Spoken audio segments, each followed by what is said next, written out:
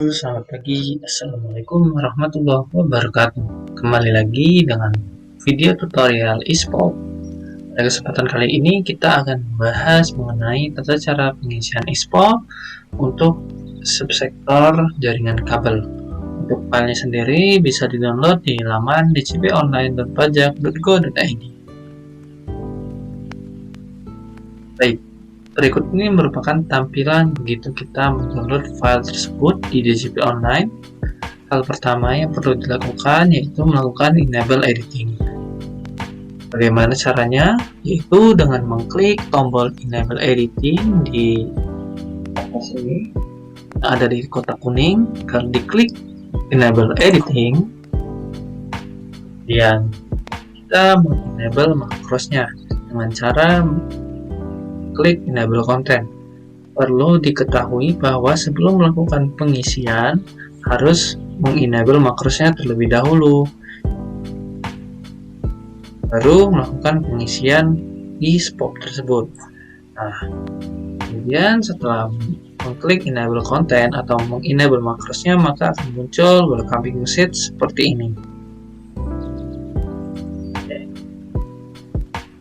Kemudian kita lanjut. Berikut ini halaman spot pertama. Data kebetulan di bawah tahun pajak ini. Apabila pengisian pertama atau statusnya normal, maka menggunakan angka 0. Bila pengisiannya berstatus pembentukan ke-1, kedua, ketiga, dan seterusnya, maka tinggal diisi dengan angka 1 dan seterusnya, sesuai dengan jenis pembetulan. Oke, kemudian kita lanjut ke bagian NOP. NOP di sini merupakan nomor objek pajak, nomor yang sesuai dengan objek pajak yang terdaftar.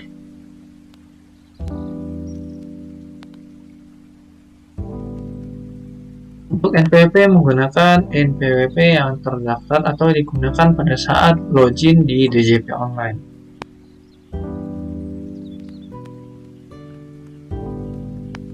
Oke, kita lanjut ke data alokasi objek pajak. Di sini kita isi dengan menggunakan huruf kapital ya, dan maksimal karakter sebanyak 50. Dan di sini kita isi titik koordinat.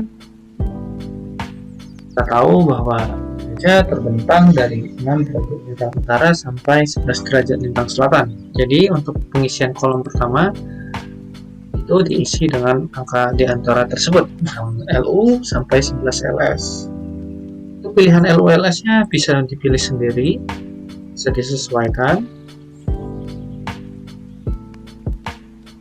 Kemudian untuk menit itu 0 sampai 59 ya.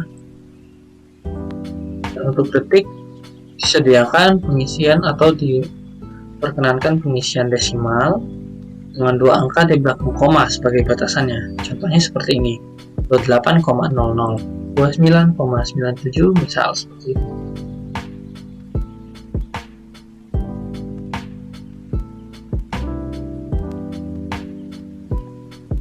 Bujur timur kita terbentang dari 90 sampai 141 bujur timur.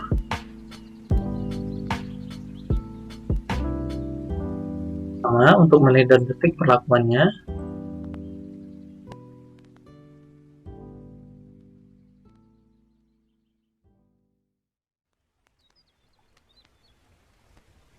Setelah itu kita mengisi data wajib pajak, yaitu data alamat dan informasi nomor telepon, nomor faxmail, dan nomor handphone.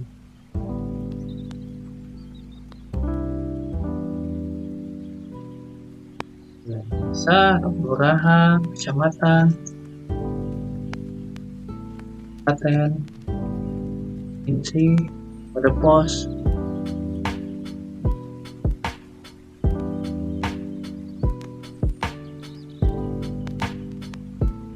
Untuk bagian nomor telepon dan nomor faxmail apabila tidak memilikinya, maka diisi dengan angka 0 sebanyak 7 kali.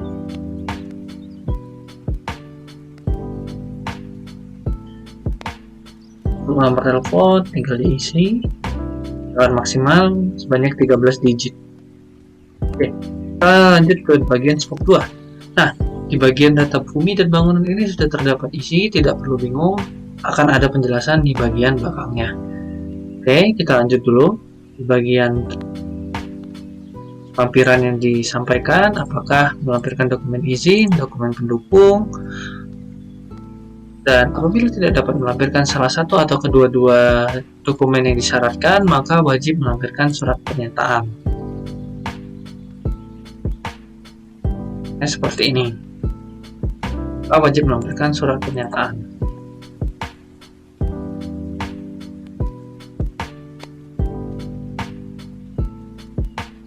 Oke, lanjut ke 6D header sudah terisi secara otomatis. Kita lanjut lagi ke data umum. Di sini ada nama izin. Kita isi dengan nama izin yang diberikan, misalkan izin jaringan kabel. Kemudian untuk nomor, silakan isi dengan nomor tersebut. Ini menggunakan huruf kapital juga ya kalau ada hurufnya. Untuk format tanggal ini menggunakan format seperti ini, DDD, MMM, YY. Date-nya dua suku angka, MMM itu diambil dari 3 suku kata bulan dengan menggunakan pembahasan Inggris atau bahasa Inggris. Misal 11 Januari 2012. Jadi sebenarnya tidak ada permasalahan, cuman khusus untuk bulan-bulan tertentu seperti Agustus ataupun Oktober ataupun Desember, maka menggunakan AUG. Untuk Agustus itu August, terdiri dari August versi Agustus versi bahasa Inggrisnya, kemudian Oktober itu OCT, dan Desember untuk bulan Desember gitu. Oke, nah di sini di 6D2 ini sudah terdapat satu data yang terisi. Hal ini terjadi sifatnya sengaja. Hal ini merupakan contoh pengisian agar senantiasa bertujuan untuk memastikan perhitungan di kolom 5 ini itu dapat terotomatisasi atau telah terhitung by system. Jadi kalau dihapus juga tidak masalah, tinggal dihapus kemudian kita isi data yang sebenarnya, maka akan langsung berubah seperti ini untuk perhitungan luasnya. Nah, data luas ini akan merefer atau melink ke bagian luas bumi ini. Oleh karenanya, begitu sudah mengisi semua data-data bumi tersebut, maka total luas ini akan langsung merefer ke atau terpanggil ke bagian C1 di scope 2. Oke. Kemudian apabila ingin menambah field, tinggal mengklik tombol tambah, atau apabila terdapat salah ketiknya atau tipe atau salah input angka seperti itu, disarankan untuk tidak menggunakan backspace seperti ini ataupun tombol delete seperti ini. Tidak boleh, bukan tidak boleh, lebih ke tidak disarankan. Lebih disarankan untuk menggunakan tombol hapus seperti ini, dan kemudian diklik tambah lagi, tinggal diisi lagi. Satu hal yang sangat penting itu tidak boleh ada field kosong seperti ini di dalam tabelnya, karena begitu membentuk file XML-nya akan muncul error-error begitu melakukan upload di DJP Online. Jadi pastikan yang pertama yaitu apabila ingin membuat baru ataupun terdapat salah ketik, gunakan tombol hapus yang disediakan. Kemudian tidak boleh ada field kosong seperti ini. Jadi semua field harus terisi. Itu juga dengan 6D3, L6D3 itu sama seperti 6D2, tinggal dihapus saja contoh pengisiannya, kemudian tinggal diisi dengan data yang dimiliki oleh wajib pajak seperti itu.